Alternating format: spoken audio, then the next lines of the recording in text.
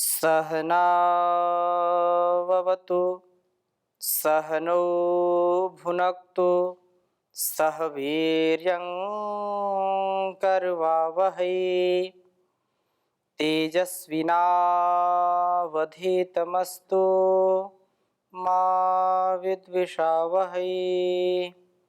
ओम शांति शांति शांति। वैदिक जीवन पद्धति की इस कक्षा में आप सभी का हार्दिक स्वागत है, अभिनंदन है। वेदों का ज्ञान जो हमारे जीवन और इस जहान को महान बनाने का संदेश हमको देते हैं, उस परम पिता परमेश्वर की वाणी वेद वाणी जो अत्यंत कल्याणी है, इस कल्याणी वेद वाणी का हम अपने जीवन में अपने आचरण में इसका आधान करें तो हम इस संसार के सारे दुरितों से, दुर्गुणों से, दुर्व्यसनों से बच सकते हैं। और वेदों के आदेश संदेश उपदेश को यदि वेद विमुख हम आचरण करते हैं, इनके संदेश आदेश को नहीं मानते हैं, तो वेद विरुद्ध आचरण करने का परिणाम अत्यंत भयंकर होता है, अत्यंत दुखदायी होता है, समष्टि के लिए भी, व्यष्टि के लिए भी, इस संसार के लोगों के लिए भी और अपने लिए भी। यदि हम इसका सदुपयोग करना चाहते हैं, इस वेद ज्ञान का आधान करना चाहते हैं, तो हमको सजगता से, श्रद्धा से, निष्ठा से युक्त होकर के उस परम पिता परमेश्वर की परम वाणी का स्वाध्याय करना नहीं भूलना चाहिए।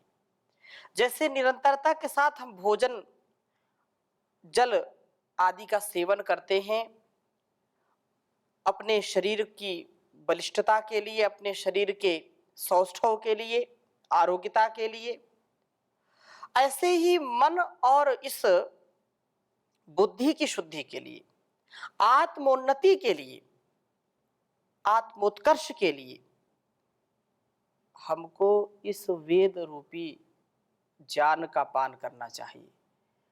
इस वेद के उपदेश की जो घुट्टी है उसको हमको पीना चाहिए, अर्थात इस ज्ञान गंगा में हमको डुबकियां लगानी चाहिए और अपने तन मन वतन को आरोग्यता से परिपूर्ण करने का प्रयत्न करना चाहिए। ऋग्वेद के हम द्वितीय मंडल का स्वाध्याय कर रहे हैं और द्वितीय मंडल में भी 41वें सूक्त का स्वाध्याय कर रहे हैं। अत्यंत महनीय यह उपदेश हमारे लिए। हम इसको जब धारण करते हैं तो हमारा जीवन अत्यंत सरल स्वभाव से युक्त हो जाता है, हम दूसरों के लिए उपयोगी होते हैं। इसलिए वैदिक जीवन पद्धति जो हमने सैकड़ों भागों में, सैकड़ों एपिसोड में, सैकड़ों मंत्रों से ज़्यादा जो हमने चर्चा की है, उसको किंचित मात्र भी यदि अपने जीवन में, अपने स्वभाव में उतारते हैं तो हमारा परिवार, समाज, संसार दिव्यता से परिपूर्ण हो जाता है। निष्कपट, निष्कलंक, निश्चल, निर्मल जीवन जीने का यह परम उपाय है। तो आज हम दूसरे मंडल के 41वें सूक्त के 6ठे मंत्र का स्वाध्याय करेंगे। अत्यंत सुंदर और अत्यंत हमको सजग बनाने वाला मंत्र है। प्रथम मैं लिखता हूं, फिर चर्चा करता हूं आपके समक्ष।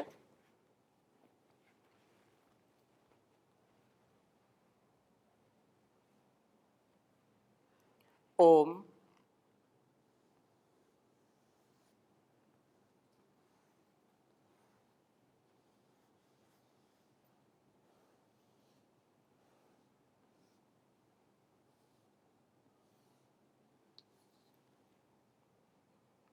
ता सम्राज्या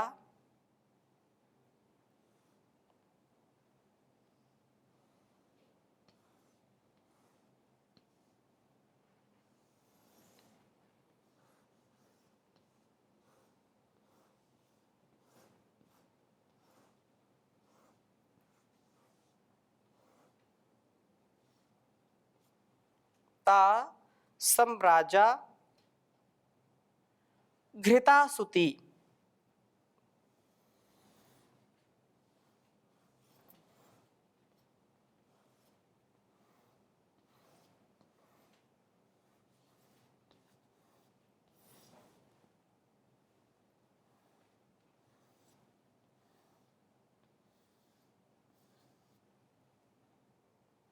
आदित्य।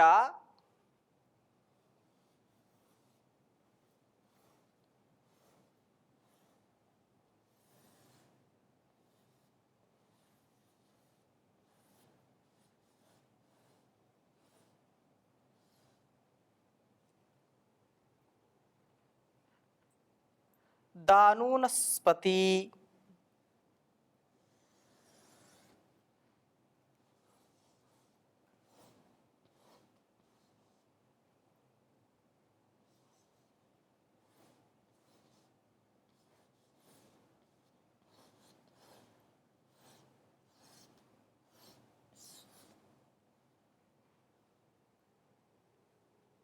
सचेते अनवहरम।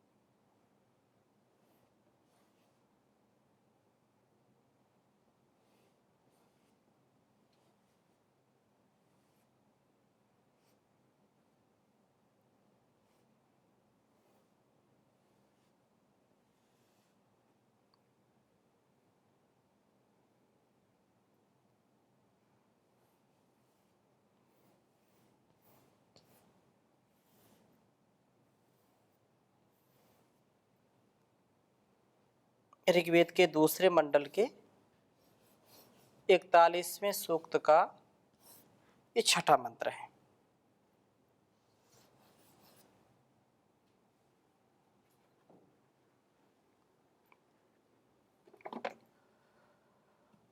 ओम तासम्राजा घृतासुति आदित्यादानुनस्पति सचेते अनवहवरम।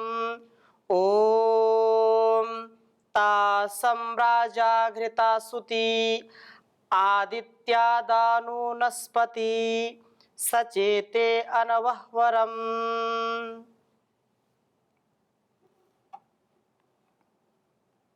वेद का यह सुंदर उपदेश हम सब के लिए अत्यंत महनीय है और इस वेद मंत्र को यदि हम आत्मसात करते हैं तो जीवन और जगत के लिए अत्यंत उपकार होगा, क्योंकि हम इससे बच नहीं पाते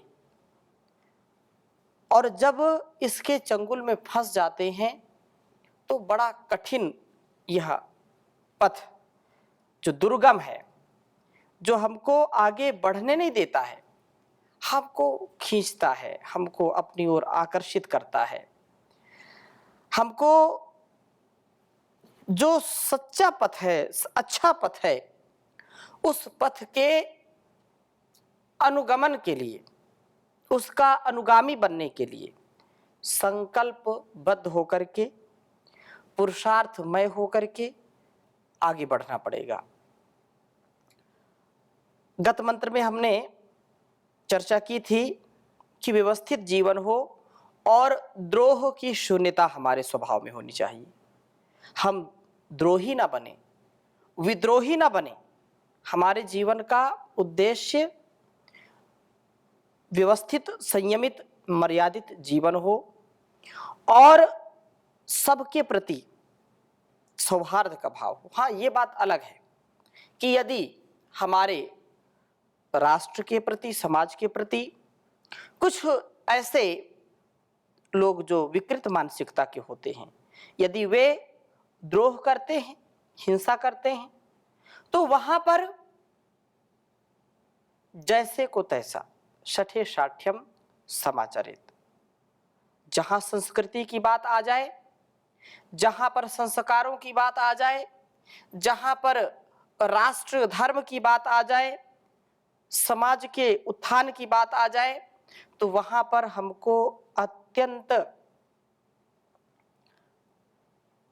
संयमित होकर के मर्यादित जीवन जीने का प्रयत्न करना चाहिए। तो यहाँ पर ऐसी ही शिक्षा इस वेद मंत्र में दी गई है कि हम द्रोह रहित हो, चाहे परिवार में हो, चाहे समाज में हो, चाहे राष्ट्र में हो। उस परिवार को, उस समाज को, उस राष्ट्र को कभी भी क्षति का सामना नहीं करना पड़ता, कभी भी उसका पतन नहीं हो सकता जहां पर परस्परता है, जहां पर एक दूसरे का सम्मान है, जहां पर द्रोह की भावना नहीं है, द्वेष की भावना नहीं है। लेकिन जिस घर में, जिस परिवार में, जिस समाज में, जिस राष्ट्र में एक दूसरे का अपमान जिनका स्वभाव हो जाता है, एक दूसरे की छीटाकशी, एक दूसरे की छीना झपटी जहां होती है, जहां पर एक दूसरे के प्रति द्रोह की भावना है, वह समाज, वह राष्ट्र, वह परिवार, वह संसार कभी भी सुख को प्राप्त नहीं कर सकता है। इसलिए ये कहा कि जहां सुमति तहां संपत्ति नाना, और जहां कुमति तहां विपत्ति निधाना। निसंदेह, इसमें कोई संदेह लेश मात्र भी नहीं होना चाहिए कि हमारे हृदय प्रेम से, सौहार्द से परिपूर्ण हो। और इसकी शिक्षा अखिल विश्व को, अखिल भारतीय परंपरा को एक सूत्र में पिरोने का कार्य कर सकती है। वेद से विपरीत यदि हम आचरण करेंगे, वेद के उपदेश से यदि विपरीत आचरण करेंगे, तो कभी भी हम सुख नहीं पा सकते, कभी भी समाज, राष्ट्र उत्थान को प्राप्त नहीं हो सकता। हाँ, जिस ओर हम पुरुषार्थ थोड़ा सा करेंगे तो उन्नति तो समझ में आएगी, लेकिन वो ज्यादा दिनों तक स्थित नहीं रह सकती है, स्थिरता को प्राप्त नहीं कर सकती है। इसलिए स्थिरता से युक्त होने के लिए वेद के आदेश, उपदेश, संदेश को आत्मसात करना हमारा परम कर्तव्य है। तो कहा ता वे जो पति पत्नी सम्राजा सम्यक दीप्त व्यवस्थित जीवन वाले होते हैं, राजरी दीप्त प्रकाशित होते हैं। यदि हम परिवार को, एक दाम्पत्य जीवन को, इस समाज का स्थापना करने वाला माने, और है भी, क्योंकि जब तक समाज को अच्छा बनाने का कर्तव्य दाम्पत्य जीवन में पति पत्नी नहीं करेंगे, उनके अंदर ये संकल्प नहीं होगा कि एक अच्छा सच्चा परिवार, एक अच्छा सच्चा समाज हम निर्माण कर रहे हैं और उसके लिए ही सारा कार्य कर रहे हैं, जब तक इस बात का उनको परिज्ञान नहीं होगा, तब तक हम शुभ की कामना ना करें, अशुभ तो अपने आप आ जाएगा। और यदि शुभ कामना हम चाहते हैं, तो जो प्रथम सीढ़ी है, प्रथम सोपान है राष्ट्र का, समाज का और इस संसार के उपकार का, वो माता पिता हैं, वो पति पत्नी हैं। उनसे सुंदर और चरित्रवान संतानें, उनसे उत्तमोत्तम संतानों का, पुत्र पुत्रियों का जब जन्म होता है, तो वही राष्ट्र की, समाज की दिशा और दशा बदलने का महान कार्य करते हैं। इसलिए 16 संस्कारों की हमारे यहाँ महती परंपरा है, महान परंपरा है। तो इस प्रकार से कहा कि घृतासुति, घृतस्य आसुतिर्ययोः, मलों के क्षरण व ज्ञान दीप्ति को अपने अंदर उत्पन्न करने वाले होते हैं। पति पत्नी सम्यक दीप्त व्यवस्थित संयमित मर्यादित जीवन वाले होते हैं, और मलों का, दुर्गुणों का, दुर्व्यसनों का, दुर्व्यवहारों का, द्वंद्वों का, दुखों का हरण करने वाले होते हैं। कितना महान उपदेश इस वेद मंत्र में दिया है। यदि हम इसको समझ सकें तो कितना अच्छा हो, और इसका जीवन में, आचरण में इसका आधान कर सकें। आदित्य सब अच्छाइयों का आदान करने वाले होते हैं।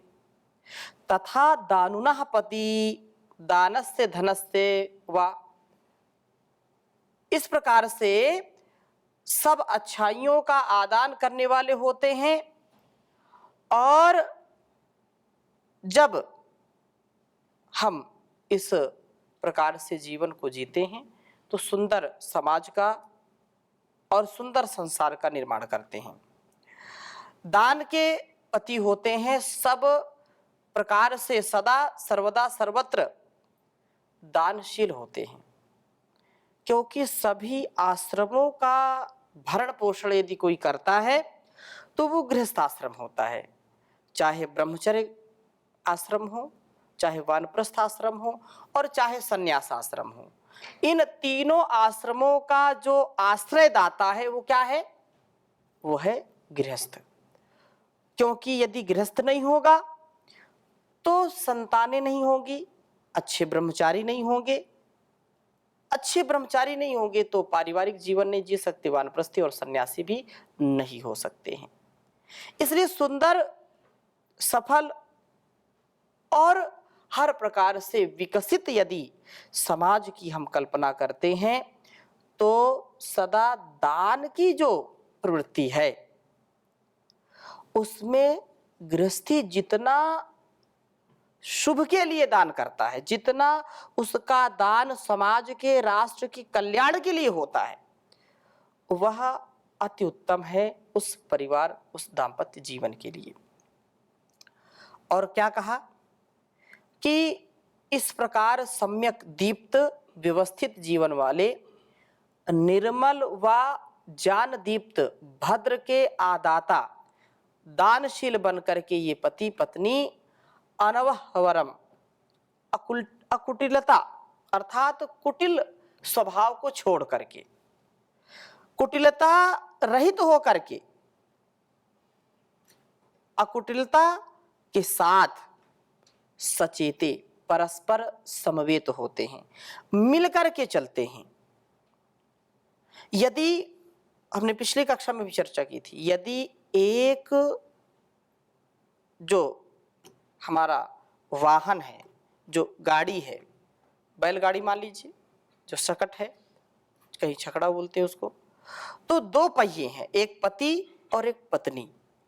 इस जीवन रूपी यात्रा को तय करने के लिए, जीवन रूपी इस गाड़ी को सम्यक प्रकार से चलाने के लिए, परिवार रूपी इस गाड़ी को सम्यक चलाने के लिए जो दो पहिए हैं, एक पति एक पत्नी, तो पति पत्नी का जो परस्पर समभाव, समवेत भाव है, तो जीवन और जगत के लिए अत्यंत कल्याणकारी है, उस परिवार के लिए अत्यंत कल्याणकारी। यदि दोनों में थोड़ा सा भी मतभेद है, मनभेद है, यदि एक दूसरे के प्रति छल और कपट की भावना किंचित मात्र भी है तो वो अकल्याणकारी है, वो हमारे समाज के लिए, परिवार के लिए और उनके स्वयं के जीवन के लिए भी कल्याणकारी नहीं होता है। इसलिए वेद का आदेश बहुत सुंदर है कि सम्यक और समवेत होते हैं हृदय इनके, इनमें किसी प्रकार के परस्पर वैमनस्य नहीं होते हैं, ना होना चाहिए।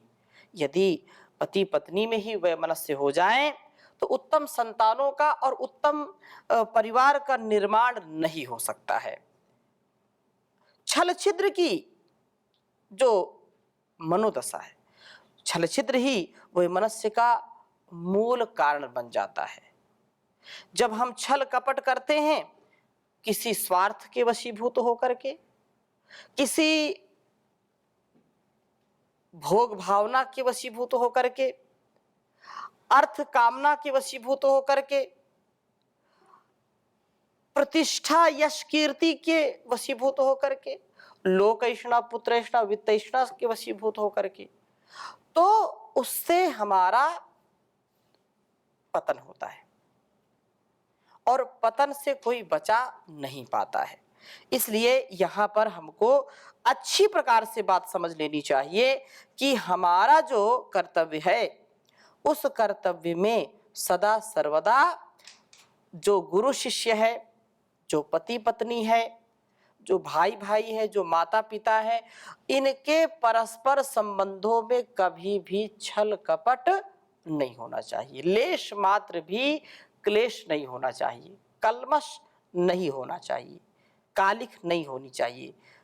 पवित्रता, शुचिता, सादगी और सम्यक सात्विक जीवन जीना चाहिए। तो किसी प्रकार का वैमनस्य न हो, छल छिद्र से हम बचें, ना इनमें छल छिद्र हो और ना ही वैमनस्य हो। ऐसा कोई भाव मन में ना आए जिससे वैमनस्यता आए।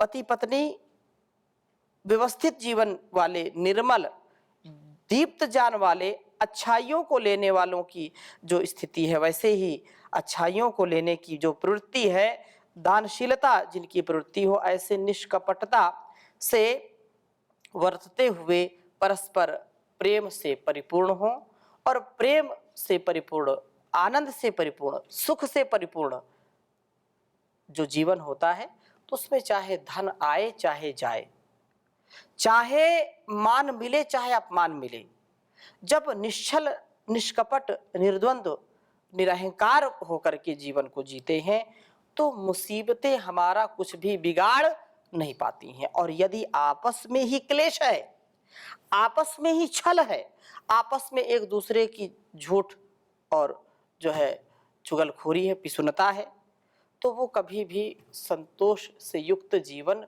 नहीं जी पाते हैं। संतोष हमारे लिए अत्यंत महनीय ज्ञान है, अत्यंत महनीय धन है, और ऐसा ही जीवन जिएं। और यदि हमको पुरुषार्थ पूर्वक, परमार्थ पूर्वक, परोपकार पूर्वक जीवन जीना है, तो सबसे बड़ा दाता वो परमात्मा है। हम उससे मांगें और वही सब कुछ देने वाला है। उसी का जब साथ हमको मिलता है, तो उसका हमको जो आशीर्वाद है, निसंदेह हमारे जीवन का संदेश जो है, जो उपदेश है, वो सार्थक होता है। इसलिए परमात्मा की हम सद्गति जो है, उसको हम सदा पालन करने वाले बने, वही देने वाला है। इसलिए प्रार्थना हम करते हैं, दाता तेरे सुमिरन का, दाता तेरे सुमिरन का, वरदान जो मिल जाए, मुरझाई कली दिल की, एक आन में खिल जाए, दाता तेरे सुमिरन का। सुनते हैं तेरी रहमत, दिन रात बरसती है, एक बूंद जो मिल जाए, तकदीर बदल जाए, दाता तेरे सुमिरन का। ये मन बड़ा चंचल है, चिंतन में नहीं लगता, जितना इसे समझाऊं उतना ही मचल जाए, दाता तेरे सुमिरन का। हे नाथ मेरे मन की बस इतनी तमन्ना है, पापों से बचा लेना, पाँव न फिसल जाए, दाता तेरे सुमिरन का। देवत्व के फूलों से दामन को मेरे भर दो, जीवन ये सुगंधित हो, दुर्गंधि निकल जाए, दाता तेरे सुमिरन का। ऐ मानव तू दिल से प्रभु का सुमिरन कर ले, दोषों भर जीवन का कांटा ही निकल जाए, दाता तेरे सुमिरन का। वरदान जो मिल जाए, दाता तेरे सुमिरन का। ओम शांति शांति शांति।